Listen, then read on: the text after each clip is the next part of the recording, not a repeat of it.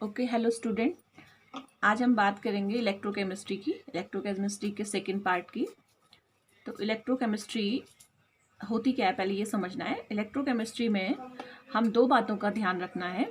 एक तो electro means हो गया इलेक्ट्रिक करंट, और केमिस्ट्री का मतलब यहाँ पर हम लेंगे केमिकल रिएक्शंस। तो यानी कि इलेक्ट्रोकेमिस्ट्री में हम एक तो इलेक्ट्रिक करंट की बात करेंगे और दूसरा केमिकल रिएक्शंस की बात करेंगे। तो इलेक्ट्रोकेमिस्ट्री को समझने के लिए हम कुछ सेल को समझना है। जैसे कि पहली सेल हमारे पास होती है इलेक्ट्रोकेमिकल सेल। इलेक्ट्रोकेमिकल सेल में गैल्वेनिक सेल, वोल्टेइक सेल, ये सब सेल्स होती हैं, डेनियल सेल्स, ये सब इलेक्ट्रोकेमिकल सेल है। अब होता क्या है, इसका मतलब क्या है, इलेक्ट्रोकेमिकल ये कैसे कहते हैं इसे, ये हमें समझना है। अब सबसे पहले हमने ये ध्यान देना है कि इलेक्ट्रोकेमिकल सेल में होता क्या है। इलेक्ट्रोकेमिकल सेल में केमिकल रिएक्शंस के थ्रू इलेक्ट्रिक करंट डेवलप होता है। यानी कि किसी भी सेल में कोई जब केमिकल रिएक्शंस होगी तो उसमें एक इलेक्ट्रिक करंट प्रोड्यूस होगा। ऐसी सेल को हम इलेक्ट्रोकेमिकल सेल कहते हैं। और दूसरी बात हम इस इलेक्ट्रोकेमिस्ट्री की ब्रांच में करेंगे रिडक्शन पोटेंशियल, यानी कि कितना रिडक्शंस हो रहा है इलेक्ट्रोड में, उसकी पोटेंशियल कितनी है, इसे हम निकालेंगे। उसके बाद हमारे पास आता है नर्म्स इक्वेशंस। उसके बाद नेक्स्ट हमारे पास आता है इलेक्ट्रोलिटिक सेल्स। अब हमने पहले इलेक्ट्रोकेमिकल सेल की बात करी है, तो इलेक्ट्रोलिटिक सेल भी एक प्रकार की सेल है। इसमें क्या होता है, इसका अपोजिट होता है। इलेक्ट्रोकेमिकल सेल का अपोजिट मींस कि इसमें इलेक्ट्रिक करंट हम प्रोड्यूस करते हैं और इलेक्ट्रिक करंट के द्वारा कोई केमिकल रिएक्शंस होती है इलेक्ट्रोकेमिस्ट्री के अंदर। उसके बाद नेक्स्ट हम पढ़ते हैं फैराडेज लॉ, ये आपने पहले भी पढ़ा है। उसके बाद नेक्स्ट हम पढ़ते हैं कंडक्टेंस यानी कि इलेक्ट्रोलाइट जो हमने डाले हैं उसके कुछ टॉपिक्स। ये सारे टॉपिक्स जो हैं ब्रॉड टॉपिक्स हैं जो कि हम इलेक्ट्रोकेमिस्ट्री के अंतर्गत पढ़ेंगे। तो अब हम बात करते हैं इलेक्ट्रोकेमिकल सेल की। तो सबसे पहले इलेक्ट्रोकेमिकल सेल को समझने के लिए सिंपल सेल को समझना जरूरी है। तो उसके लिए मैं एक एक्सपेरिमेंट आपको बताती हूँ। तो एक्सपेरिमेंट है, जैसे हमने एक बीकर लिया है, इस बीकर में हमने कॉपर सल्फेट का सॉल्यूशन लिया है वाटर के साथ, aqueous solution of copper sulphate, और इसमें एक रॉड डाली है एक मेटल की, और वो रॉड है जिंक की रॉड, ठीक है, जिसे हम इलेक्ट्रोड भी कहते हैं। तो अब जब हमने एक्सपेरिमेंट रखा है, किया है, तो हमको क्या दिखाई देता है कि जो जिंक रॉड हमने एज इलेक्ट्रोलाइट इसमें लगाई, इलेक्ट्रोड लगाई, तो ये क्या करती है, जिंक रॉड कुछ समय बाद रिड्यूस होने लगती है। रिड्यूस होने लगती है क्या मतलब है, इसका जो वेट था पहले वेट जो था डालने से पहले और बाद का जो वेट है वो हमें अंतर नजर आया उसमें। यानी कि पहले का वेट और दूसरे फाइनल वेट में जो रिडक्शन हुआ यानी कि रिड्यूस हुआ, तो इसका मतलब हम कह सकते हैं कि जो जिंक रॉड है वो वेट में रिड्यूस हुई। तो ये हमने ऑब्जर्व किया।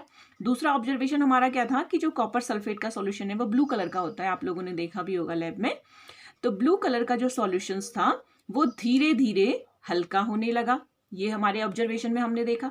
और तीसरा हमने देखा कि इसमें नीचे, इस बीकर के नीचे कुछ समय बाद थोड़ी अमाउंट में रेड कलर का प्रेसिपिटेट दिखाई देने लगा। और चौथी बात हमने ये नोट करी, इसमें एक थर्मामीटर लगा के देखा, तो हमने देखा कि इतने सारे एक्सपेरिमेंट जो हम कर रहे हैं उसमें क्या हो रहा है, टेम्परेचर भी बढ़ रहा है या नहीं बढ़ रहा है। तो हमने देखा टेम्परेचर क्या हो रहा है, इंक्रीज हो रहा है, यानी कि टेम्परेचर राइज हो रहा है। ये हमने एक्सपेरिमेंट किया, यानी कि कॉपर सल्फेट का एक्वस सॉल्यूशन लिया, उसमें जिंक इलेक्ट्रोड के फॉर्म में डाला, तो देखा जिंक रिड्यूस हो रहा है और कॉपर सल्फेट का सॉल्यूशन फेड हो रहा है और एक रेड प्रेसिपिटेट इसमें आ रहा है। तो इन सब चीजों से हमें क्या पता चलता है बच्चों, ये सब हमने देखा कि जिंक जो है वो रिड्यूस हो रहा है, यानी कि जिंक में से इलेक्ट्रॉन आपके निकल रहे हैं, यानी कि सॉलिड फॉर्म का जो जिंक है वो एक्वस मीडियम में आ रहा है। तो यानी कि Zn 2 पॉजिटिव और 2 इलेक्ट्रॉन्स, ठीक है। अब हो क्या रहा है, ये इसमें से जो इलेक्ट्रॉन निकल रहे हैं उनको कॉपर सल्फेट का सॉल्यूशन है यहाँ पे, तो कॉपर के पास पॉजिटिव चार्ज है, 2 पॉजिटिव चार्ज, तो ये इलेक्ट्रॉनों को जल्दी गेन करेगा। तो यहाँ पे जो कॉपर का ब्लू कलर है वो इलेक्ट्रॉनों को लेता है और कॉपर में कन्वर्ट हो जाता है, यानी कि सॉलिड फॉर्म में आ जाता है। तो ये दो रिएक्शन इसमें हो रही है। तो इसका मतलब इसमें क्या हो रहा है, जिसकी वैल्यू आपकी Zn जो है वो आपका रिड्यूस हो रहा है, यानी कि जो इलेक्ट्रॉन निकल रहे हैं जिसमें से जो रिड्यूस हो रहा है इलेक्ट्रॉन, जिंक रॉड जो उसमें इलेक्ट्रोड के फॉर्म में डाला उसका ऑक्सीडेशन हो रहा है, यानी कि ऑक्सीडेशन ऑफ जिंक, और कॉपर का क्या हो रहा है, यहाँ पे कॉपर का रिडक्शन हो रहा है। और ये दोनों की दोनों रिएक्शन, जिंक और कॉपर का ऑक्सीडेशन और रिडक्शन दोनों एक बीकर के अंदर हो रहे हैं, यानी कि एक सेल के अंदर हो रहे हैं। तो इस प्रकार की रिएक्शंस को हम रिडॉक्स रिएक्शंस कहते हैं। और ये जो रिडॉक्स रिएक्शंस होती है ये डायरेक्ट रिडॉक्स रिएक्शंस कहलाती है। डायरेक्ट रिडॉक्स रिएक्शन से मतलब है कि एक ही कंटेनर में, सेम कंटेनर में ऑक्सीडेशन भी हो रहा है और सेम कंटेनर में रिडक्शंस भी हो रहा है। तो इस प्रकार की जो रिएक्शंस होती हैं वो डायरेक्ट रिडॉक्स रिएक्शन कहलाती है। अब डायरेक्ट रिडॉक्स रिएक्शंस हैं तो इसका मतलब ये रिएक्शंस क्या होंगी, स्पॉन्टेनियस होंगी, स्वतः ही होंगी, अपने आप होंगी। तो इसका मतलब है कि इनके लिए डेल्टा जी की जो वैल्यू होगी वो 0 से कम होगी। स्पॉन्टेनियस प्रोसेस के लिए डेल्टा जी लेस देन 0 होता है। आपको पता है, थर्मोडायनामिक्स में भी आपने पढ़ा है इसको। अब इसमें कुछ एनर्जी रिलीज हो रही, हमने टेम्परेचर लगाया, हमने देखा कि टेम्परेचर राइज कर रहा है, इंक्रीज कर रहा है। तो इसका मतलब है कि इसमें से जो एनर्जी निकल रही है वो क्या हो रही है, रिलीज हो रही है। किसके फॉर्म में रिलीज हो रही है, हीट के फॉर्म में। हीट के फॉर्म में रिलीज हुई। तो इस हीट की एनर्जी को ही कन्वर्ट करने के लिए हमने इलेक्ट्रोकेमिकल सेल बनाई, क्योंकि हमने क्या करनी है, जो केमिकल रिएक्शन इसके अंदर होनी है उसको इलेक्ट्रिक करंट में कन्वर्ट करना है। अब यहाँ पे हम इलेक्ट्रिक करंट में कन्वर्ट नहीं कर पाए। क्यों नहीं कर पाए, क्योंकि ये हीट में कन्वर्ट हो गया। तो अब यहाँ पर हमें जरूरत पड़ी किसकी, इलेक्ट्रोकेमिकल सेल की। यहाँ तक तो प्रोसेस सही थी। तो अब यहाँ से कैसे इस हीट को इलेक्ट्रिक करंट में कन्वर्ट किया जाए, ये हमारे पास क्वेश्चंस आया। ठीक है, तो फिर उसको बात करते हैं कि कैसे हमने इस हीट को कन्वर्ट किया।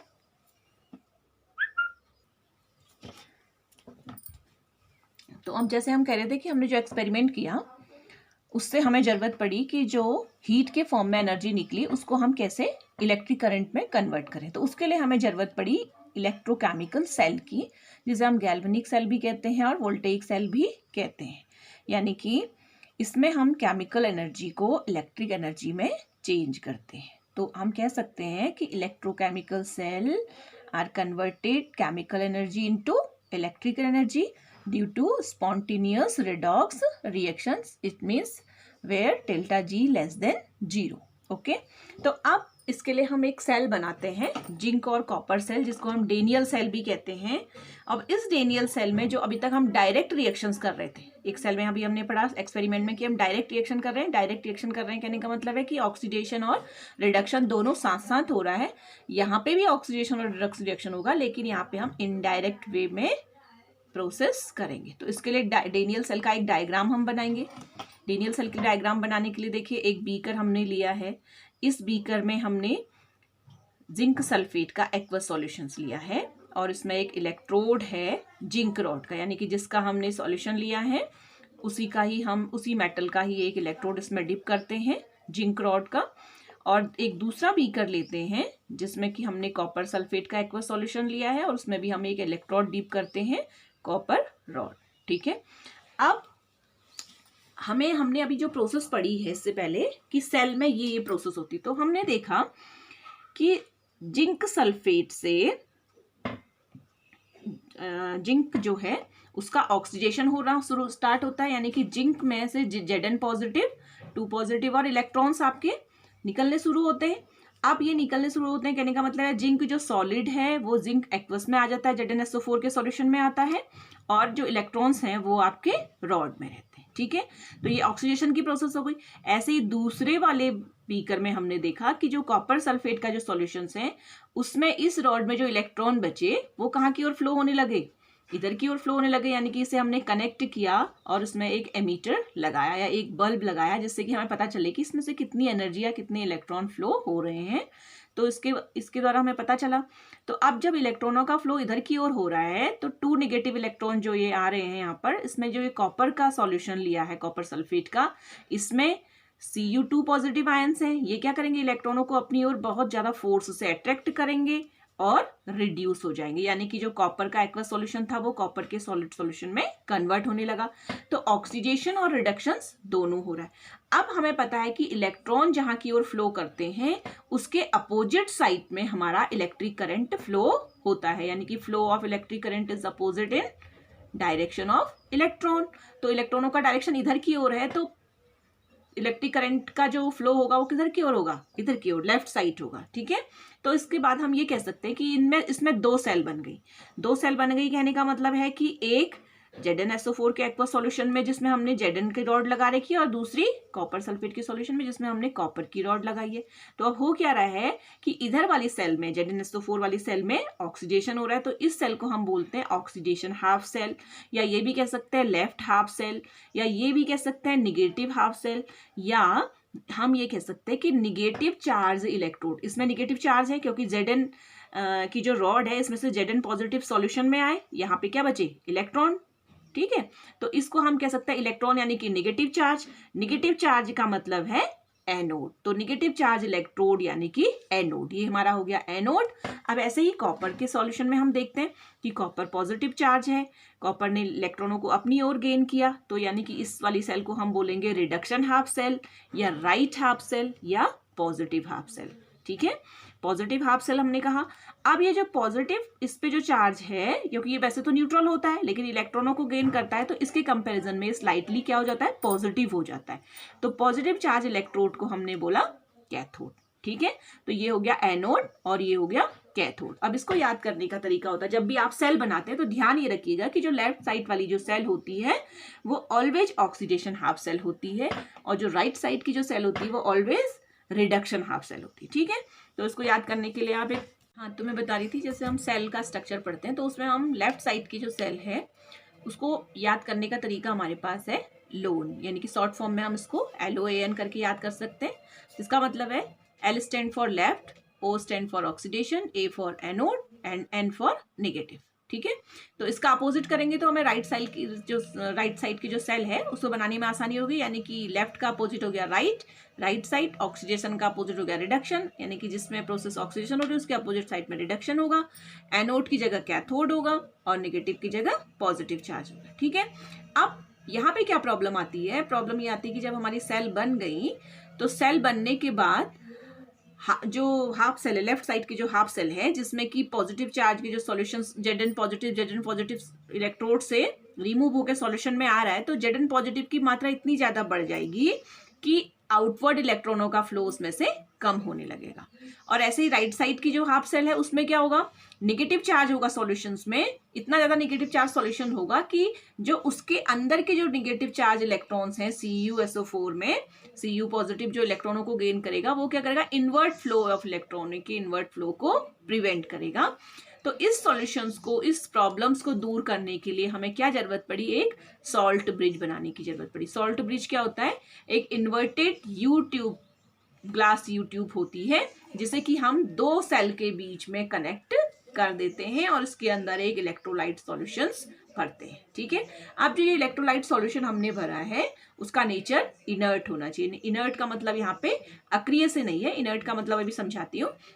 तो इलेक्ट्रोलाइट जो हमने लिया है वो इनर्ट होना चाहिए, और वो इलेक्ट्रोलाइट कौन कौन से हो सकते हैं, KCl हो सकता है, K2SO4 हो सकता है, NH4Cl हो सकता है, KNO3 हो सकता है। तो बहुत सारे इलेक्ट्रोलाइट ऐसे हैं जो यूज हो सकते हैं। इसके अलावा इसको हम क्या करते हैं, एगर एगर पाउडर के फॉर्म में, यानी कि मीडियम जिसको हम बोलते हैं एगर एगर मीडियम, एक जेली लाइक स्ट्रक्चर्स होता है और सेमी सॉलिड स्टेट में रहता है जिसमें कि इलेक्ट्रॉनों का फ्लो आसानी से हो सकता है। ठीक है, अब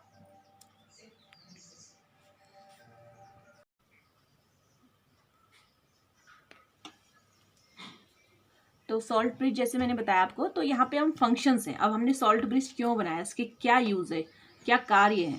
तो सॉल्ट ब्रिज क्या करता है, it maintains the electrical neutrality of half cell, यानी कि इलेक्ट्रिकल न्यूट्रलिटी का मतलब है कि जितने इलेक्ट्रॉन ऑक्सीडेशन के समय में मुक्त हो रहे हैं वो रिडक्शंस वाली सेल में कंप्लीटली न्यूट्रलाइज हो रहे हैं या नहीं हो रहे हैं, इसको मेंटेन करता है। दूसरा, it completes the circuit by allowing flow of electrons, और ये पूरे सर्किट को क्या करता है, इलेक्ट्रॉनों के फ्लो को कंटिन्यूशन में रहेगा, तो क्या करेगा, इलेक्ट्रिक करंट का फ्लो रेगुलर बना रहेगा।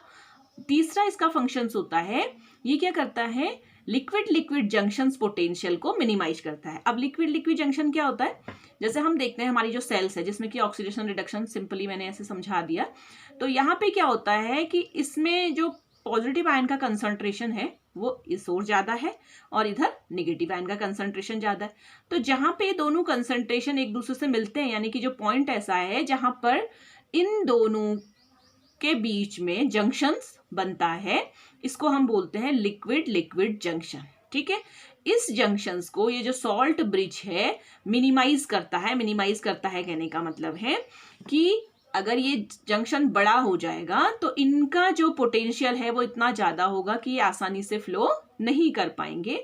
तो ये जो सॉल्ट ब्रिज का काम है ये इनके पॉजिटिव और निगेटिव चार्ज को बाइफरकेट करना है, कम करना है। तो ये इसको इसके लिक्विड लिक्विड जंक्शंस के पोटेंशियल को कम करता है। ठीक है, अब दूसरी बात आती कि हमने जो इसमें इलेक्ट्रोलाइट लिया है, यानी कि जो सॉल्ट ब्रिज के अंदर हमने इन्वर्टेड जो यू ट्यूब ग्लास नली ली है, उसके अंदर जो हमने इलेक्ट्रोलाइट लिया है जिससे कि हमने सॉल्ट ब्रिज बना रखा है, उसका नेचर कैसा होना चाहिए, कंडीशंस क्या होनी चाहिए। उसकी कंडीशंस होनी चाहिए कि वो इनर्ट इलेक्ट्रोलाइट, जैसे मैंने आपको पहले बताया था कि इनर्ट का मतलब यहाँ पे अक्रिय से नहीं है। इनर्ट का मतलब ये है जैसे हमने KCl K2SO4 लिया है, NH4Cl लिया है, सबके सब इलेक्ट्रोलाइट नेचर से इनका। तो ये क्या करते हैं, पॉजिटिव और निगेटिव आयन को फॉर्म में डिसोशिएट आसानी से हो जाते हैं।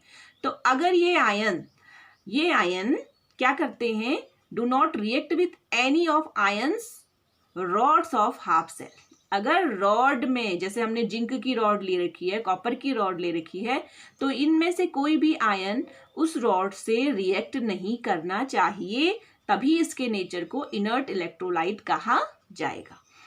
ठीक है, कि अगर ये रिएक्ट करता है तो क्या होगा, रिएक्ट करेगा तो क्या होगा, ये भी क्या करने लगेगा उसके साथ डिसोशिएट होके, उसके आयन भी डिसोशिएट हो रहे हैं तो ये आसानी से उसके साथ क्या हो जाएगा, मिक्सअप हो जाएगा और हमारा जो इलेक्ट्रॉनों का फ्लो है वो कंटिन्यू नहीं रह पाएगा। तो इसका मतलब हमारी सेल क्या हो गई, प्रॉपर सेल नहीं बनी। लेकिन अब बात आती है, तो आपके पास क्वेश्चन होना चाहिए कि अगर आपने ZnSO4 का सोल्यूशन लिया है तो ZnSO4 के साथ तो Cl रिएक्ट कर सकता है, ZnSO4 के साथ क्या कर सकता है, रिएक्ट करता है, लेकिन ZnSO4 के साथ Cl जरूर रिएक्ट करेगा और ZnCl2 के फॉर्म में कन्वर्ट होगा। लेकिन ZnCl2 का जो सॉल्ट बनेगा वो क्या होता है, highly soluble in aqueous medium.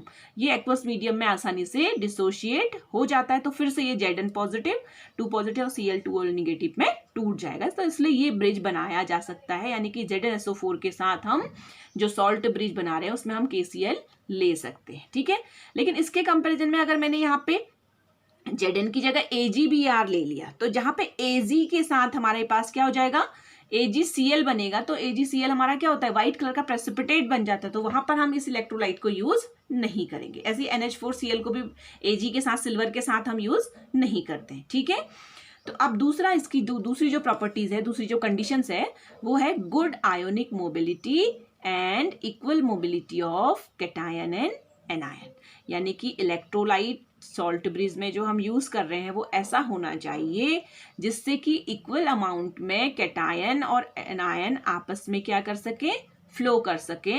यानी कि लेफ्ट सेल जितना इलेक्ट्रॉन राइट सेल की ओर फ्लो करेगी उतना ही पॉजिटिव चार्ज भी या उतने ही इलेक्ट्रिक करंट भी राइट से लेफ्ट की ओर फ्लो होगा। ठीक है, तीसरी बात हम करते हैं कि जो दोनों सेल्स होती हैं वो साइमल्टेनियसली न्यूट्रलाइज्ड होती हैं। साइमल्टेनियसली न्यूट्रलाइज का मतलब है कि सॉल्ट ब्रिज में से क्या होगा, K पॉजिटिव निकलेगा और Cl निगेटिव निकलेगा। K पॉजिटिव और Cl निगेटिव का मतलब है हमने इलेक्ट्रोलाइट लिया है, इलेक्ट्रोलाइट की जो इन्वर्टेड यू ट्यूब्स नली है तो इसमें हमने इलेक्ट्रोलाइट भरा। अब हमारे पास यहाँ पे एक एनोड है, एनोड के पास हमारे पास इलेक्ट्रॉन फ्लो हो रहे हैं, इलेक्ट्रॉन फ्लो हो रहे हैं तो यानी कि यहाँ पे Cl निगेटिव हमारे पास आना चाहिए। तो Cl का फ्लो हम क्या कर देंगे, इसकी ओर कर देंगे, और K पॉजिटिव का फ्लो हम किसकी ओर कर देंगे, कॉपर सल्फेट वाली सॉल्यूशंस की ओर कर देंगे। तो ये क्या करता है, ये जो KCl है ये दोनों क्या करेंगे, दोनों हाफ सेल को न्यूट्रलाइज साइमल्टेनियसली करेंगे। यानी कि जितने पॉजिटिव चार्ज इसके पास आएंगे इतने नेगेटिव चार्ज इसके पास भी आएंगे और दोनों सेल साथ साथ ही क्या करेंगी, एक के बाद दूसरी तरीके से न्यूट्रलाइज्ड होंगी। अब हम ये कह सकते हैं कि ये जो डेनियल सेल है इसका जो पोटेंशियल होता है वो होता है 1.1 volt potential at room temperature, यानी कि 25 डिग्री सेंटीग्रेड पे जो पोटेंशियल होता है डेनियल सेल का वो 1.1 वोल्ट होता है। अब ये कैसे होता है इसको आगे हम फर्दर निकालेंगे, इसे निकालना है आपके कोर्स में। ये सब आपका हो गया डेनियल सेल का रिप्रेजेंटेशन, डेनियल सेल की मैकेनिज्म कैसे काम करता है, सॉल्ट ब्रिज का क्या रोल है, उसका क्या फंक्शन है, कंडीशंस क्या होनी चाहिए इलेक्ट्रोलाइट की, ये सारी आपकी हो गई जनरल इलेक्ट्रोकेमिस्ट्री। ठीक है, अब हम बात करते हैं कि हमें अगर सेल के रिप्रेजेंटेशंस के लिए आए, सेल रिप्रेजेंटेशंस के लिए आए तो हम कैसे करेंगे। ठीक है, शॉर्ट नोट कभी आ जाता है सेल रिप्रेजेंटेशंस। तो सपोज ये मेटल्स है, अब हमको पता है कि जैसे आपने ZnSO4 में हमने देखा है कि हाफ सेल जो हमने ली है उसने क्या करा, Zn is equal to Zn 2 positive और 2 इलेक्ट्रॉन्स, यानी कि सॉलिड से एक्वस मीडियम में आया। सॉलिड से एक्वस मीडियम में आया कहने का मतलब है यहाँ पे हमारा क्या हुआ, ऑक्सीडेशन हुआ, तो ये हो गई ऑक्सीडेशन हाफ सेल। ऐसे ही दूसरा जो मेटल हमने लिया है एक्वस मीडियम में, उसने इलेक्ट्रॉनों को गेन किया और वो सॉलिड में कन्वर्ट हो गया, यानी कि एक्वस मीडियम से वो सॉलिड में कन्वर्ट हो, तो इस हाफ सेल में हमारी हो गई रिडक्शन।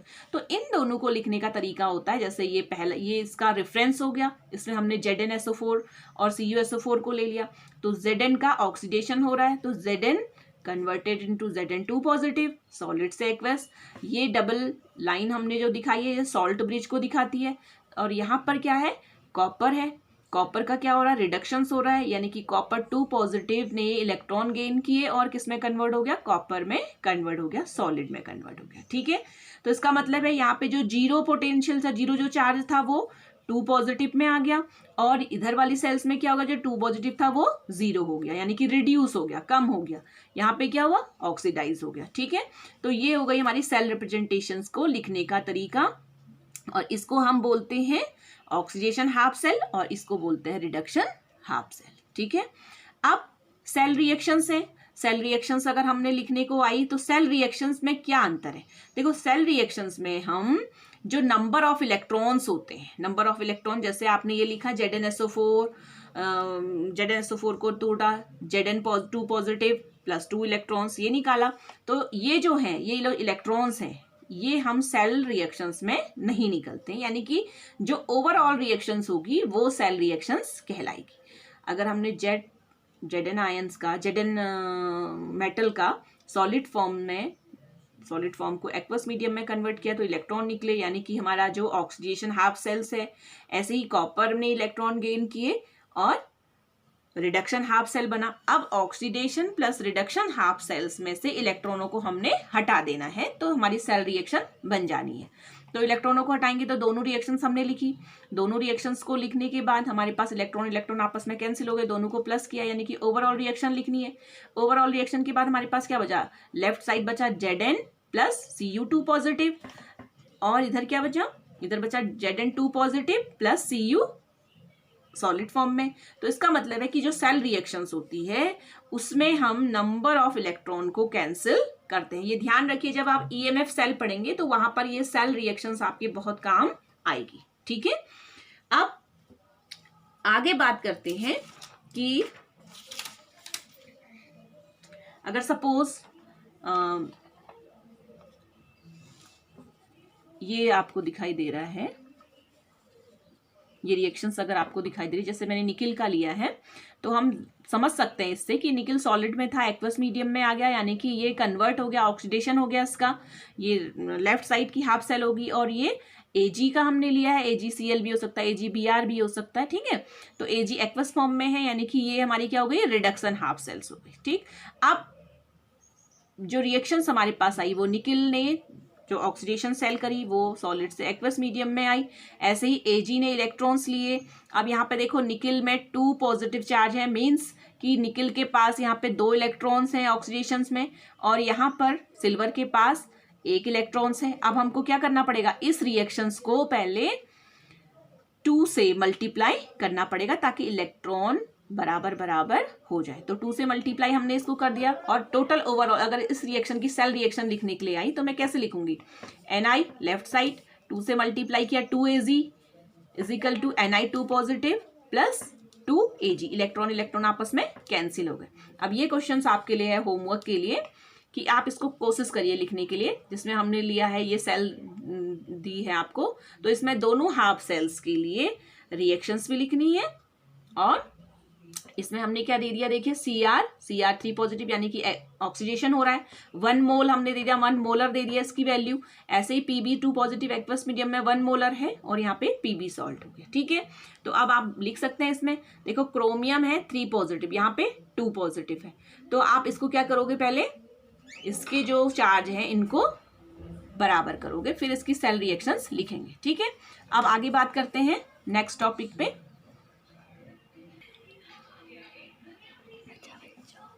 ठीक है, अब नेक्स्ट टॉपिक के साथ हम नए लेक्चर में बात करेंगे। अभी के लिए इतना ही काफ़ी है। Thank you.